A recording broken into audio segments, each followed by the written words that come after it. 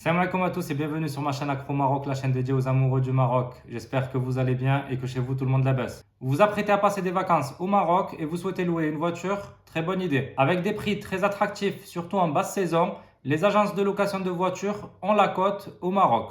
Ces dernières années, elles se sont démultipliées et se livrent à une vraie guerre des prix pour essayer de rester compétitives. Et je ne vous cache pas que cela arrange bien nos affaires. Il faut dire que c'est tellement plus pratique de louer une voiture plutôt que de devoir se déplacer à chaque fois en taxi ou en bus, chose qui peut nous coûter très cher, surtout lorsqu'on voyage en famille. Mais attention, il va falloir être très attentif à cette vidéo et surtout la regarder jusqu'au bout pour écouter tous les conseils que j'ai à vous donner pour éviter de vous faire arnaquer. Mais avant ça, j'aimerais que vous bombardiez cette vidéo de likes et que vous la partagiez autour de vous afin que tout le monde soit au courant et que personne ne se fasse arnaquer. Allez, c'est parti. Avant toute chose et en préambule, je vous informe qu'au cas où vous ne le savez pas, conduire au Maroc, ce n'est pas la même chose que de conduire en France ou en Europe. Rassurez-vous, c'est le même code de la route qu'en France, sauf que certains chauffeurs marocains ont un peu tendance à se l'approprier. Suivant où vous allez au Maroc, vous verrez que c'est plus ou moins flagrant. Alors à mon avis, le pire, je dirais que c'est Fès ou Casablanca.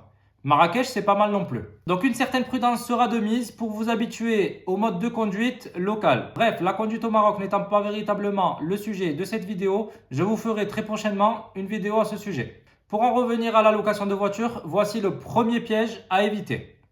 Il faut savoir qu'au Maroc et surtout dans les grandes villes, les agences de location se sont démultipliées ces dernières années pour répondre à une demande de plus en plus importante. Par exemple, l'année dernière, à l'été 2021, les agences de location travaillaient à flux tendu. C'est-à-dire que la demande pouvait à certains moments être plus importante que l'offre. Pourtant, comme je vous disais, les agences de location, ce n'est pas ce qui manque au Maroc. Mais du fait de la fermeture avec l'Espagne, beaucoup se sont rendus au Maroc en avion et ont décidé de louer une voiture sur place. Mais depuis la réouverture des frontières avec l'Espagne, je pense que ça devrait aller beaucoup mieux. Je vous conseille tout de même de réserver votre véhicule au moins un mois à l'avance. Cela vous permettra d'être sûr d'avoir un véhicule et surtout à un tarif beaucoup plus intéressant que si vous attendez la dernière minute. Si vous souhaitez comment réserver votre voiture en toute sécurité et au meilleur prix, je vous invite à consulter la vidéo que j'ai faite à ce sujet en cliquant sur le lien que je laisse en barre d'infos. Bien sûr, les prix varient pas mal suivant la saison de l'année. Si l'on prend l'exemple de la Clio 4, sachez qu'en hiver, vous pourrez la louer pour seulement 15 à 20 euros par jour, alors qu'en été, il faudra au minimum compter 35 euros par jour. Bon, ça c'est normal et c'est partout pareil, c'est le prix du marché qui varie en fonction de l'offre et de la demande. Alors l'autre avantage de la réservation sur Internet, c'est que le paiement s'effectue directement par carte bancaire sur Internet, ce qui vous évite de transporter une grosse somme d'argent sur vous. Vous gagnerez également un temps précieux, surtout si votre séjour au Maroc est de courte durée. Car je peux vous assurer que si vous attendez d'être sur place pour chercher un véhicule de location, vous allez galérer, surtout en haute saison. Le deuxième piège à éviter est celui des assurances. Comme toute agence de location de voitures, tous les véhicules que vous allez louer sont normalement assurés. Cette assurance couvre en règle générale le basique comme la responsabilité civile ou encore les couvertures en cas d'accident par exemple. Mais sachez qu'on va sûrement vous proposer de prendre une assurance plus complète pour une somme allant de 5 à 10 euros par jour environ. Si vous n'avez jamais conduit au Maroc, je vous conseille sincèrement de la prendre. Elle prend généralement en charge des choses comme le remboursement de la franchise en cas de dommage ou de vol. Information importante. Certaines cartes comme la Visa Premium ou la Mastercard proposent généralement dans leur contrat ce genre de protection. Et du coup, inutile pour vous de prendre une assurance supplémentaire auprès de l'agence de location. Il faut donc bien vous renseigner auprès de votre banque avant de faire votre choix. Mais attention, Visa et Mastercard imposent de leur fournir des justificatifs tels que les devis et factures de réparation que certaines agences ne vous donneront pas automatiquement. Il faudra donc être vigilant sur ce point et être en mesure de fournir toutes les preuves à votre banque pour un éventuel remboursement de la franchise en cas d'accident. Le conseil suivant concerne la caution du véhicule. Et oui, quand vous louez une voiture, une caution vous est toujours demandée pour couvrir d'éventuels frais en cas de dommage sur le véhicule, par exemple. Bon, ça c'est normal, c'est partout pareil, peu importe où vous louez votre véhicule. Ce qui varie, c'est le montant de cette caution. J'ai vu certaines agences demander 500 euros de caution, lorsque d'autres prenaient 1500 euros, voire plus, suivant le type de véhicule. Donc très important de se renseigner à ce niveau-là et en règle générale, la caution est directement bloquée sur votre compte bancaire grâce à votre carte de crédit. Alors oui, très important aussi, si vous faites votre réservation par Internet, surtout, n'oubliez pas de prendre avec vous votre carte bancaire. Je précise que seules sont acceptées les cartes de crédit au nom et prénom du conducteur. Les cartes de débit, Electron, Maestro ou encore les cartes Néobank ne sont en règle générale pas acceptées par les loueurs. Je vous conseille donc de contacter votre banque quelques semaines avant votre voyage pour vous en assurer.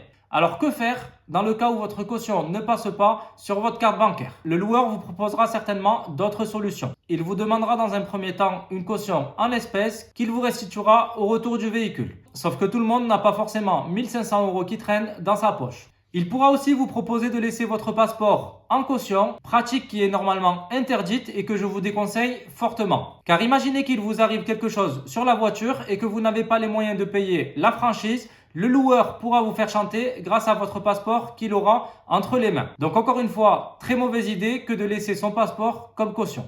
J'insiste là-dessus car je sais que beaucoup le font et sont embêtés par la suite. L'autre conseil que j'aimerais vous donner concerne les options supplémentaires dont vous pourrez avoir besoin durant votre séjour, comme par exemple la mise à disposition d'un siège bébé ou encore d'un GPS. Il faut savoir que généralement ce sont des options payantes et qui peuvent, suivant les agences, coûter assez cher, surtout le GPS. Alors on est en 2022 et je pense que comme tout le monde, vous utilisez beaucoup plus souvent le GPS sur votre téléphone que celui de votre voiture. Je vous conseille donc d'en faire autant au Maroc.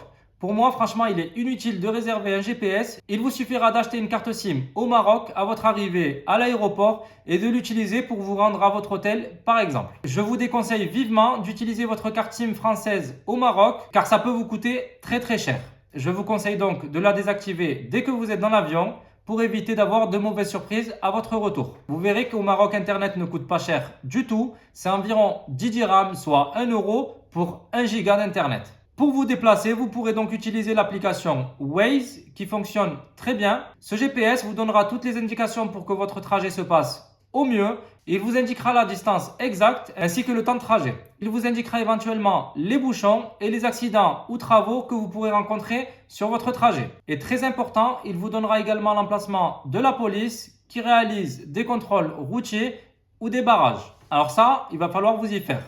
À chaque entrée et sortie de ville, vous avez généralement un barrage de flics qui réalise des contrôles aléatoires. Donc pas de panique, si vous êtes arrêté à un barrage, c'est pour un simple contrôle des papiers du véhicule. Justement, concernant les papiers du véhicule, je vous invite vivement à vérifier tous les papiers avant de partir.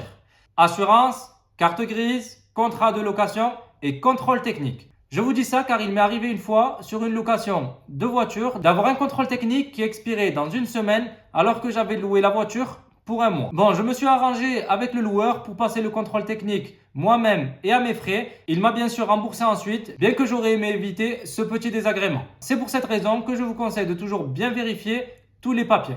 Conseil suivant qui concerne toujours la paperasse. Et oui, quand vous décidez de louer un véhicule, il y a toujours beaucoup de paperasse. Et il est très important de la vérifier. Il vous faudra être très vigilant lorsque le loueur va vous remettre votre voiture. Il va normalement procéder à un état des lieux de la voiture. Vous allez faire le tour du véhicule ensemble. Et vous devrez à ce moment-là veiller à ce qu'il note tous les défauts de carrosserie qu'il peut y avoir sur la voiture. Je vous conseille même de prendre des photos de la voiture ou même de faire une vidéo pour être tranquille. Pensez à vérifier aussi l'état du pare-brise et des rétroviseurs, on ne sait jamais. Il va également noter le kilométrage de la voiture ainsi que le carburant qu'il y a dans le réservoir au moment où il vous remettra le véhicule. Alors à ce niveau-là, deux choses très importantes.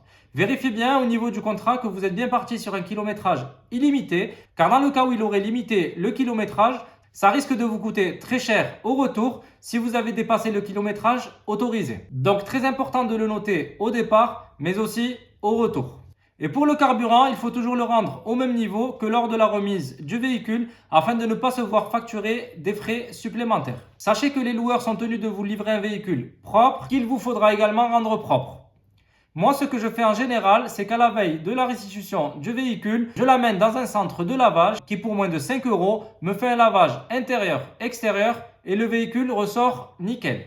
Pensez aussi à contrôler qu'il y a bien une roue de secours sur le véhicule. Et pour votre sécurité, je vous conseille de vous arrêter à la première station essence et vérifier l'état de pression des pneus. Autre chose très importante à vérifier, ce sont les coordonnées de votre interlocuteur, afin que vous puissiez le joindre pour toute question ou en cas de pépin sur la voiture.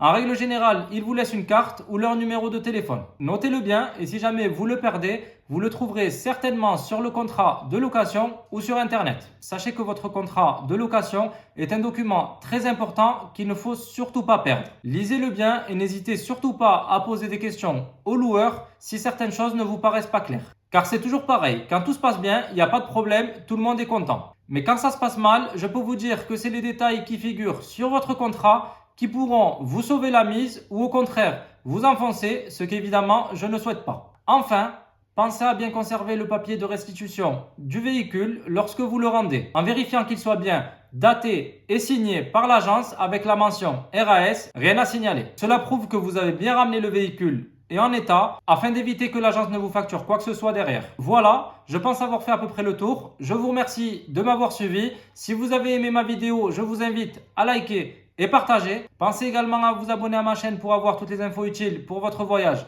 au Maroc. Je vous invite aussi à nous faire part de votre expérience de location de voiture au Maroc en commentaire. Il ne me reste plus qu'à vous souhaiter bonnes vacances et à très vite pour une nouvelle vidéo.